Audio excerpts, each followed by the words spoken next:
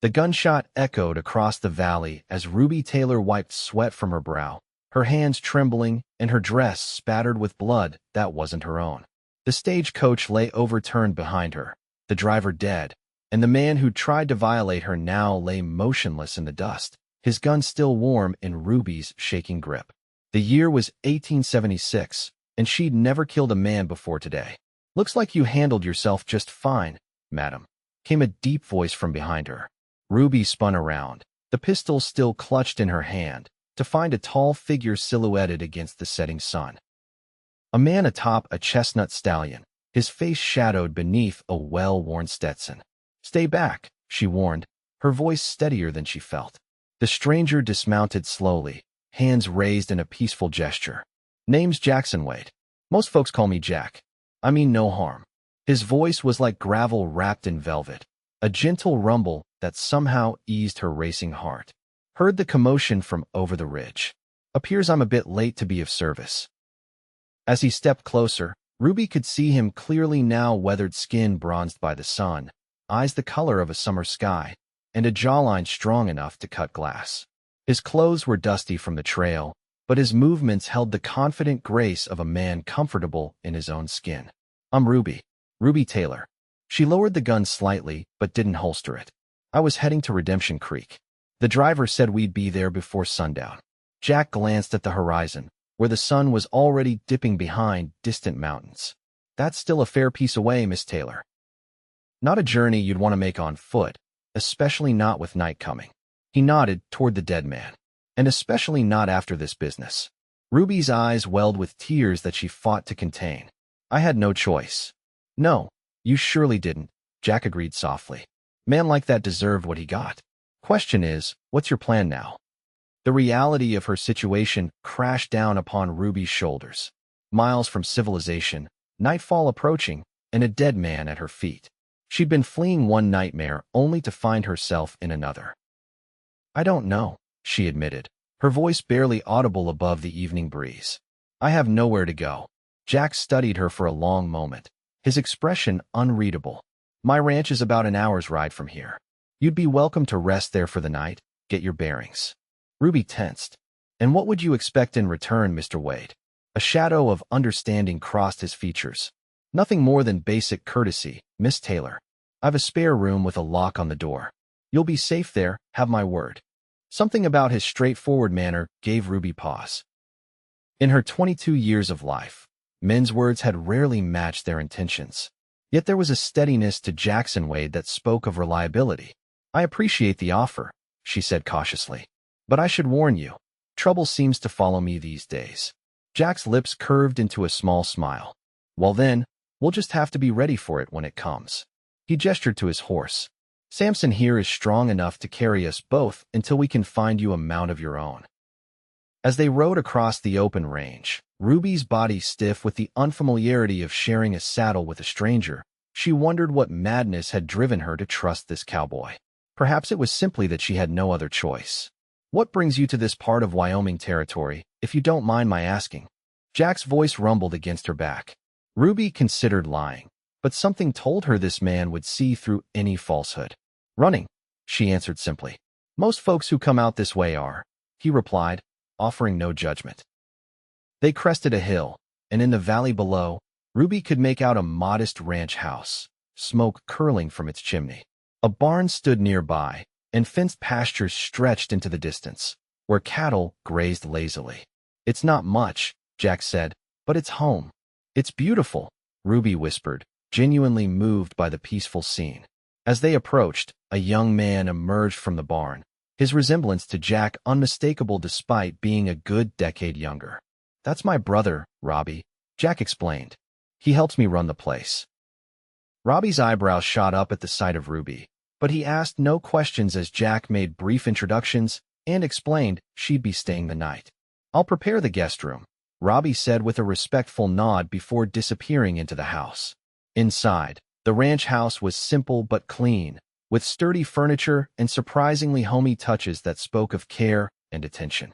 After showing Ruby to her room, Jack excused himself to tend to his horse, giving her space to collect herself. Alone for the first time since the attack, Ruby sank onto the edge of the bed and let the tears come at last. How had her life led her here, to this stranger's home, with blood on her hands and fear in her heart? When a gentle knock came at her door an hour later, Ruby had washed her face and hands and changed into the clean dress Robbie had left outside her door, likely belonging to their mother or perhaps a sister. "Supper's ready. If you're feeling up to joining us," Jack called through the door. Ruby hesitated, then steeled herself. She couldn't hide in this room forever. Opening the door, she found Jack waiting, his hat removed to reveal thick, dark hair that curled slightly at the ends. "Thank you for the clean dress," she said, smoothing her hands over the simple blue fabric. "It was our mother's," Jack explained. "She passed on 5 years back. Reckon she'd be pleased it's being put to use." The meal was simple but hearty: venison stew, fresh bread, and vegetables from what Jack proudly called the sorry excuse for a garden out back. Robbie proved to be as quiet as his brother was taciturn, but the silence wasn't uncomfortable. After they'd eaten, Robbie excused himself to check on a mare about to foal, leaving Ruby and Jack alone by the fireplace. "Tomorrow I can take you into Redemption Creek, if that's still where you're headed," Jack offered, pouring her a cup of coffee. Ruby stared into the flames. "I don't know if that's wise. The man at the stagecoach. He might have friends there." Jack nodded slowly. "What happened wasn't your fault, Miss Taylor. But I understand your caution." He studied her for a moment. "May I ask what awaits you in Redemption Creek?" "Family. Employment. A teaching position," she answered. "At least, that was the plan." She laughed bitterly. "Though I doubt they'd want me now." "Why's that?" Ruby looked up, meeting his gaze directly. "Because decent folk don't hire murderers to teach their children." Jack's expression remained steady. "Self-defense isn't murder. And decent folk understand the difference." Something in his calm assurance broke through Ruby's defenses. Before she could stop herself, the whole story came tumbling out: how she'd fled Philadelphia after rejecting the advances of her employer's son, a powerful man whose rage had left her with the scar that ran from her collarbone to her shoulder. How she'd answered an advertisement for a schoolteacher in Wyoming Territory, hoping to build a new life far from her past. "But it seems trouble found me anyway," she concluded. Jack was quiet for a long moment, the firelight casting shadows across his face. "Trouble finds everyone eventually, Miss Taylor. The question is whether you face it or let it chase you forever." That night, despite her exhaustion, Ruby slept fitfully, dreams of the dead stagecoach driver and her attacker mingling with memories of Philadelphia. She woke before dawn, heart pounding, to find the house still and quiet. Unable to return to sleep, she slipped outside to watch the sunrise. The air was crisp with early autumn, the vast Wyoming sky just beginning to lighten along the eastern horizon. To her surprise, Jack was already outside, splitting wood by the barn. "You're up early," he remarked, pausing in his work. "I could say the same of you." He smiled slightly. "Ranch work doesn't much care for sleeping in." Setting aside his axe, he wiped his brow with a handkerchief. "Coffee's hot on the stove if you'd like some." "Thank you." Ruby hesitated, then asked, "Do you think I should continue to Redemption Creek?" Jack considered her question seriously. "That depends. Are you running to something or away from something?" "Both, I suppose." He nodded. "Then you need to decide which is stronger, your fear or your hope." His simple wisdom struck Ruby deeply. For months now, fear had driven her every decision. Perhaps it was time to let hope take the reins. "I still want to teach," she said finally. "It's all I've ever wanted to do." "Then we'll ride into town today and speak with the school board," Jack said, as if the matter were settled. "They're good people, for the most part. I reckon they'll understand your situation."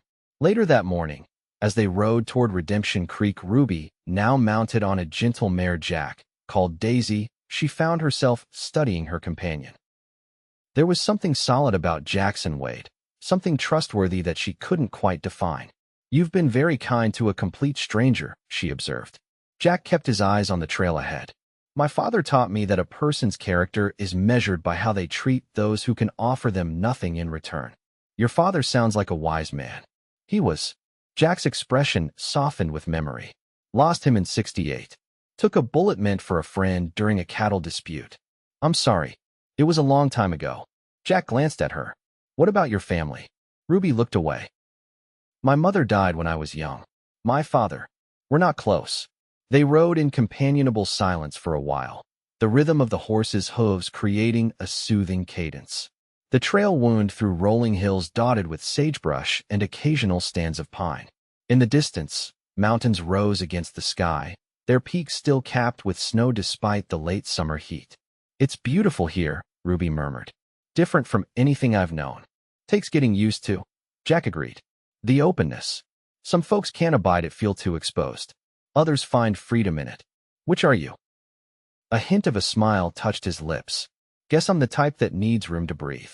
As they approached Redemption Creek, Ruby's anxiety returned. The town was larger than she'd expected, several streets of wooden buildings, some quite substantial, arranged around a central square.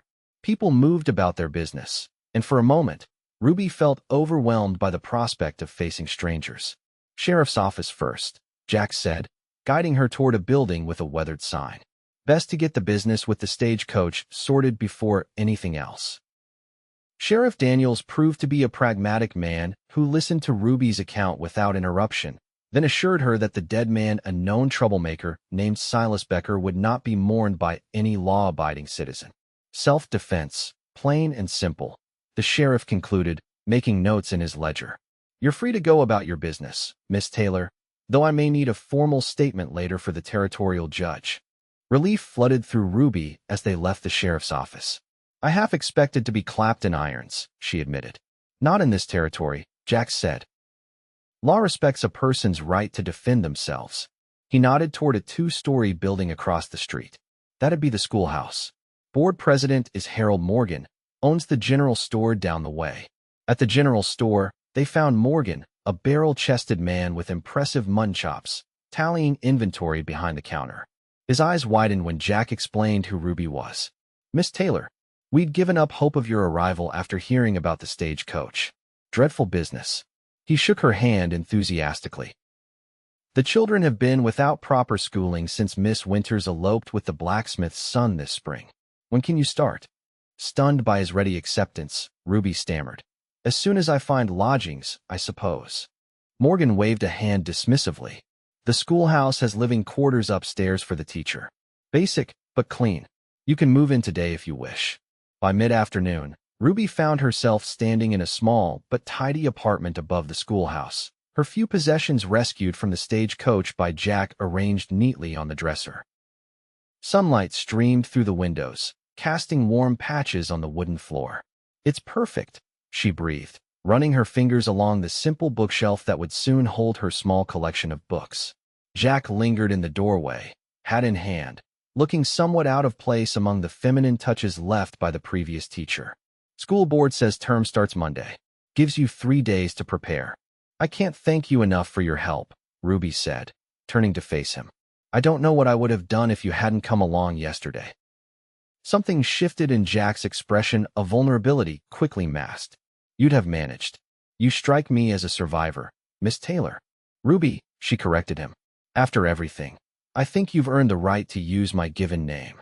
"Ruby," he repeated, and she found she liked the way it sounded in his deep voice.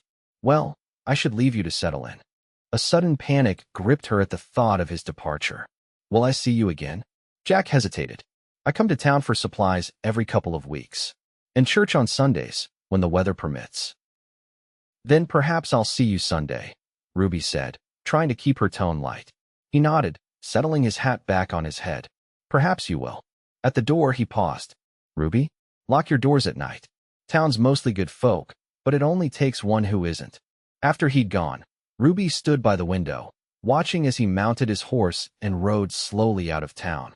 Only when he'd disappeared from view did she realize how much she'd come to rely on his steady presence in the short time they'd known each other.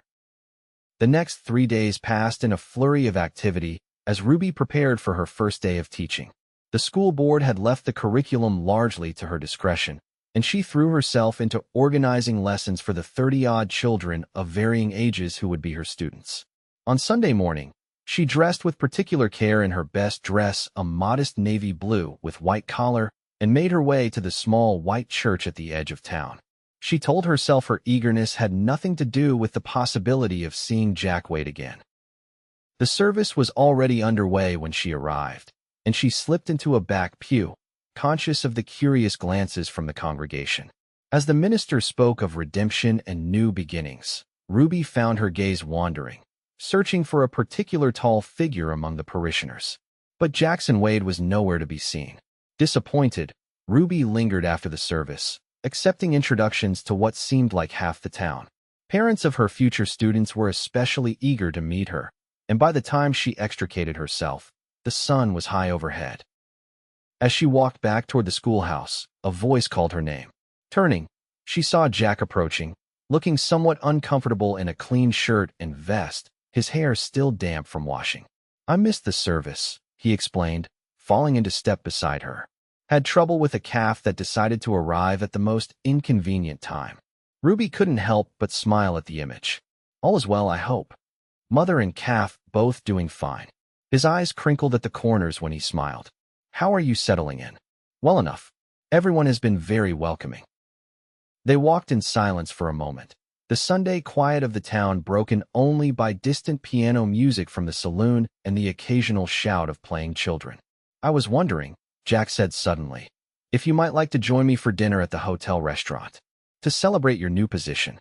The invitation surprised her, but Ruby found herself nodding before she'd fully considered it. "I'd like that very much." The hotel restaurant was the finest establishment in Redemption Creek, with actual tablecloths and a menu that offered more than the standard fare of beans and beef. Ruby felt self-conscious as Jack held her chair, aware of the curious glances from other diners. "People are staring," she whispered after they'd ordered. Jack looked around, unconcerned. "Small town. Not much happens that doesn't become everyone's business by sundown." "And what business do they think this is?" Ruby asked boldly. A slow smile spread across Jack's face. "I reckon they're wondering the same thing I am. Which is, whether the new schoolteacher might consider keeping company with a rancher who has more cattle than conversation skills." Ruby felt a blush rise to her cheeks. "Is that what you're asking, Mr. Wade?" "I believe it is, Miss Taylor." His blue eyes held her steadily. "Though I should warn you, I'm not much for town life. My place is out on the range. And I'm contracted to teach for at least a year," Ruby countered. "My place is here." Jack nodded slowly. "Then perhaps we'll have to find a middle ground." Something warm unfurled in Ruby's chest, a feeling so unfamiliar it took her a moment to recognize it as hope. The weeks that followed took on a rhythm that became increasingly precious to Ruby. Weekdays were devoted to her students, who proved to be bright and eager despite their sometimes spotty previous education. Sundays brought church services and, more often than not, dinner with Jack afterward. And every other Saturday, like clockwork, Jack would arrive in town for supplies and inevitably find his way to the schoolhouse, where they would walk together, sometimes talking for hours. Ruby learned about the ranch, about Jack's dreams of expanding his herd, about the responsibility he'd shouldered at 19 when their parents died, leaving him to raise Robbie and manage the family business. In turn, she shared stories of her childhood in Philadelphia, her love of literature, and gradually, the darker parts of her past. As autumn deepened into winter, their walks grew shorter due to the cold, but their conversations grew deeper. One snowy evening in early December, Jack arrived unexpectedly at her door, bearing a small package wrapped in brown paper. "An early Christmas gift," he explained, looking uncharacteristically nervous. Inside the package, Ruby found a beautiful leather-bound copy of Tennyson's poems, a treasured book she'd mentioned losing during her journey west. "Jack," she breathed, running her fingers over the embossed cover. "How did you find this?" "Ordered it from a bookseller in Cheyenne," he said, looking pleased at her reaction. "Took some doing to get it here before the passes closed for winter." Impulsively, Ruby rose on tiptoes and kissed his cheek. "Thank you. It's perfect." Jack's expression softened, and for a moment, she thought he might kiss her properly. Instead, he touched her cheek gently. "I should go. It's getting late, and the snow's picking up." "Be careful on the ride home," she said, reluctant to see him leave. At the door, he paused. "Ruby, would you consider joining us for Christmas dinner at the ranch? Robbie's been asking when he might see you again." The invitation touched her deeply. "I'd like that very much." Christmas at the Wade Ranch proved to be everything Ruby's lonely holidays in Philadelphia had not been. The house was decorated with pine boughs and red ribbons, a fire roared in the hearth, and the smell of roasting turkey filled the air. Robbie, normally so reserved, chatted animatedly about the ranch's affairs, and even showed her the wood carvings he created in his spare time. After dinner, as Robbie washed dishes and Jack and Ruby sat before the fire, a comfortable silence fell between them. Outside, snow drifted gently past the windows, creating a cocoon of warmth and intimacy within the house. "I've never had a Christmas like this," Ruby admitted softly. Jack's hand found hers, his calloused fingers warm against her skin. "Nor have we, since Mother died." The moment stretched between them, filled with unspoken feelings. When Jack leaned toward her, Ruby met him halfway, their lips touching in a kiss that started gently but quickly deepened with months of restrained longing. When they finally drew apart, Jack's eyes were dark with emotion. "I've been wanting to do that since the day I found you by that stagecoach." Ruby laughed softly. "Even with me holding a gun on you." "Especially then," he admitted with a grin. "You looked so fierce and beautiful. I knew right then you were trouble of the best kind." As winter slowly gave way to spring, Ruby and Jack's courtship became the talk of Redemption Creek. Every Sunday they attended church together, and Jack began making the trip to town twice a week instead of his usual once. When the spring thaw made the roads passable again, Ruby spent occasional weekends at the ranch, always with Robbie's presence as a proper chaperone. It was during one such visit in late April that Ruby first heard the rumors. She'd ridden to the ranch on Friday afternoon after school and was helping prepare dinner when Jack was called away by a neighboring rancher with an urgent matter. Left alone with Robbie, she noticed his unusual quietness. "Is everything all right?" she asked as they worked together at the kitchen table, rolling out dough for biscuits. Robbie hesitated, then sighed. "Reckon you should know. There's been talk in town." Ruby's hand stilled. "What kind of talk?" "About you. And what happened with that man on the stagecoach." Robbie wouldn't meet her eyes. "His brother's been asking questions, telling folks you murdered Silas in cold blood." A cold weight settled in Ruby's stomach. "The sheriff cleared me." "I know that. Jack knows that. But Ethan Becker's been drinking and talking all over the territory, swearing he'll see justice for his brother." Before Ruby could respond, they heard Jack's return. One look at her face told him something was wrong. "You told her," he said to Robbie, who nodded grimly. "She deserved to know." Jack pulled out a chair, sitting heavily. "I was planning to tell you tonight. Sheriff Daniels rode out yesterday to warn me that Ethan Becker's been making threats." "Against me?" Ruby asked, her voice surprisingly steady. "Against both of us. Seems he blames me for helping you escape justice, as he puts it." Jack's jaw tightened. "Sheriff's keeping an eye out, but Becker hasn't broken any laws yet beyond running his mouth." Ruby felt the familiar cold grip of fear. "Perhaps I should leave. Go somewhere else." "No." Jack's voice was firm. "Running won't solve this. And I won't let some drunken fool with a grudge chase you from your home and your students." "But what if he tries something?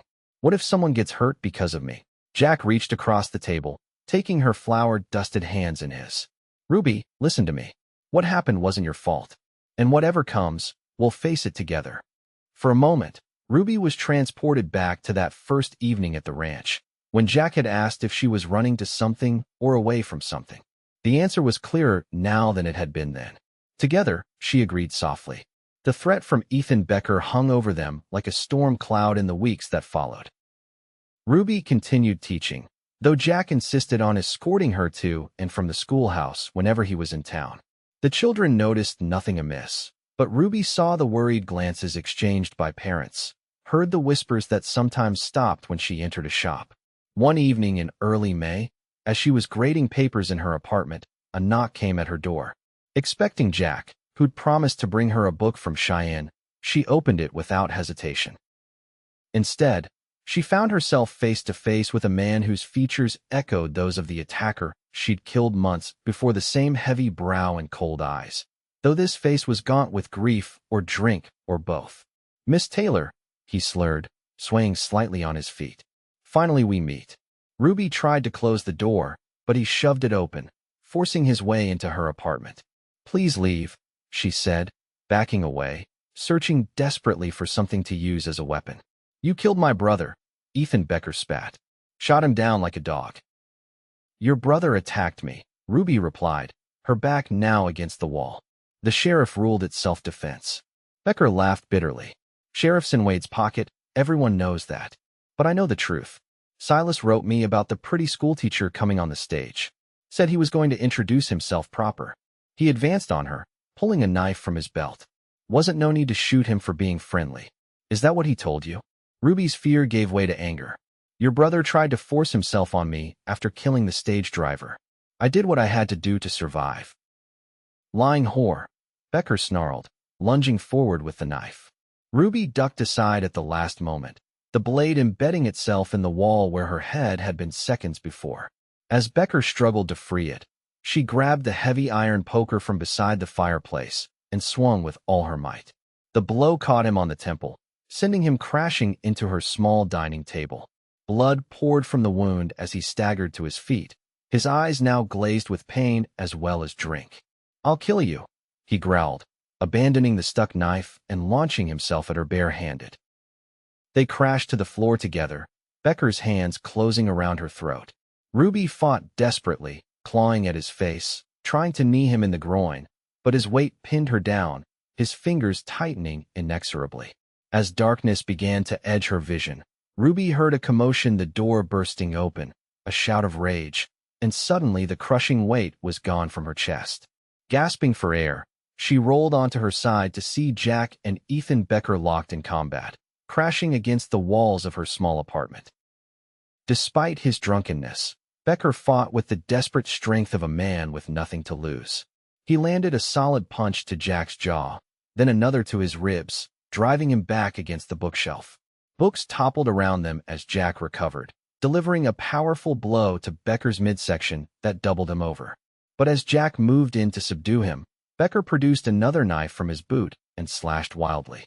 Jack cried out as the blade caught his forearm, opening a long gash that immediately began to bleed. Seeing this, Ruby scrambled to her feet and brought the poker down on Becker's wrist. The knife clattered to the floor, and Jack seized the opportunity to deliver a knockout punch that sent Becker sprawling unconscious. Jack! Ruby rushed to his side, tearing a strip from her petticoat to bind his wounded arm. We need to get the doctor. I'm fine, he insisted, though his face was pale beneath his tan. Are you hurt? Before she could answer, Sheriff Daniels and two deputies burst into the apartment, guns drawn. What in tarnation, the sheriff began, taking in the scene of destruction, the overturned furniture, the blood on the floor, the unconscious Becker. He attacked Miss Taylor, Jack explained, wincing as Ruby tightened the makeshift bandage. I heard her cry out as I was coming up the stairs. The deputies hauled Becker to his feet as he began to regain consciousness. The sheriff looked grimly at the knife still embedded in the wall. Attempted murder, he said. He'll hang for this. Later, after the doctor had stitched Jack's wound and pronounced Ruby bruised but otherwise unharmed, they sat together on the small sofa in her partially restored apartment. The sheriff had taken Becker to jail, promising he'd be held securely until the circuit judge arrived. You should come stay at the ranch until this is all settled, Jack said, his good arm around her shoulders. Ruby leaned against him, drawing comfort from his solid presence. I can't abandon my students with only a month left in the term. Jack sighed, knowing better than to argue. Then I'm staying in town. Robbie can handle the ranch for a few weeks. Jack, you don't have to, he silenced her with a gentle kiss. I almost lost you tonight. I'm not taking that chance again. Ruby looked up at him, seeing the emotion raw in his eyes. I was so scared, she whispered. Not just for myself, but at the thought that I might never see you again. Jack's hand cupped her cheek. Ruby Taylor, I've been waiting for the right moment to ask this, but life's too short and too uncertain to wait for perfect timing. He took a deep breath. Will you marry me? Joy welled up in Ruby's heart, temporarily washing away the trauma of the evening. Yes, she said simply. Yes, I will. His smile was like sunrise after the darkest night. I don't have a ring yet. I don't need a ring. Ruby placed her hand over his heart. I just need you. The trial of Ethan Becker was brief but dramatic. The circuit judge heard testimony from Ruby, Jack, and several witnesses who'd overheard Becker's threats in the preceding weeks. When the verdict of guilty was announced and Becker was sentenced to hang, Ruby felt no satisfaction, only relief that the nightmare was truly over. With the threat removed, She and Jack set a date for their wedding the last Saturday in June, after the school term ended. The entire town seemed to throw itself into the preparations, as if making up for their earlier whispers and suspicions. On the morning of her wedding day, as Ruby prepared in the hotel room where she'd spent the night, according to tradition, she and Jack hadn't seen each other since the rehearsal dinner. A knock came at her door. "Who is it?" she called, smoothing the simple white dress she'd chosen for the occasion. "It's me." Jack's voice. "I know it's bad luck, but I need to talk to you." Ruby hesitated, then opened the door a crack. "Close your eyes. You're not supposed to see me yet." Jack obediently shut his eyes, though a smile played at his lips. "There's something I need to say before we do this." "You're not getting cold feet, are you?" Ruby teased, though a flicker of anxiety passed through her. "Never." Jack reached out, finding her hand unerringly despite his closed eyes. "But there's something I need to know. Are you sure about this?" "About me?"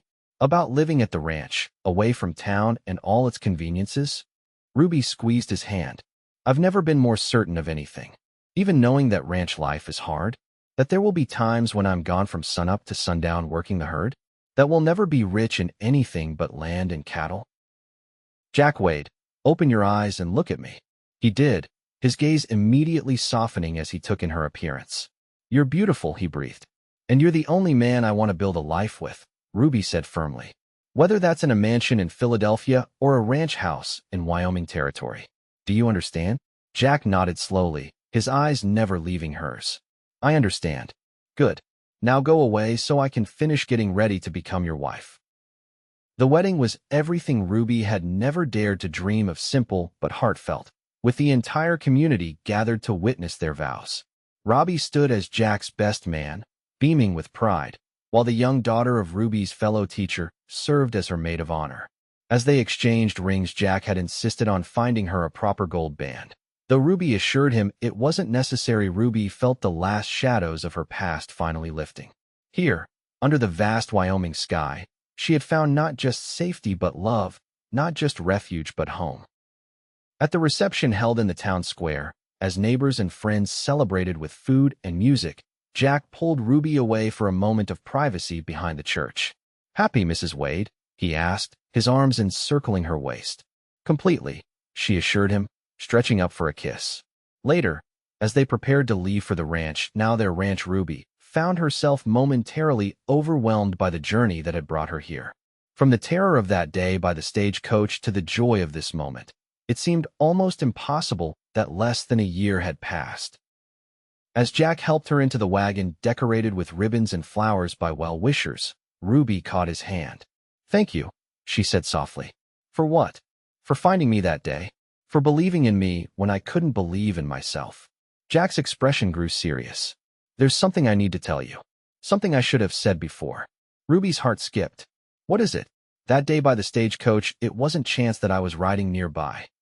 Jack looked away, then met her eyes directly. "I'd heard about the new schoolteacher coming on the stage. Rode out hoping to catch a glimpse, maybe offer assistance with your luggage." A rueful smile touched his lips. "Never expected to find you standing over a dead man with a smoking gun." Ruby stared at him, processing this revelation. "You mean, you were looking for me, even before we met?" Jack nodded, looking slightly embarrassed. "Robbie says it was the hand of Providence. I just know I was drawn to you from the moment I heard about you, and every day since has only confirmed what I somehow knew then." Tears welled in Ruby's eyes, not of sadness, but of overwhelming joy. "And what was that?" "That you were the one I'd been waiting for all my life." As they drove away from town toward their future together, Ruby laid her head on Jack's shoulder, content in a way she'd never imagined possible. The road ahead might not always be smooth, but she knew with absolute certainty that whatever challenges came, they would face them together. That night, in the privacy of their bedroom, as nervousness threatened to overcome her, Ruby whispered against Jack's lips, "I'm not pure." The cowboy drew back slightly, his eyes tender in the lamplight, and whispered, "Then I'll teach you what real clean feels like." And in his arms, Ruby finally understood that true purity had nothing to do with her past, and everything to do with the love they shared, a love that cleansed, healed, and made all things new.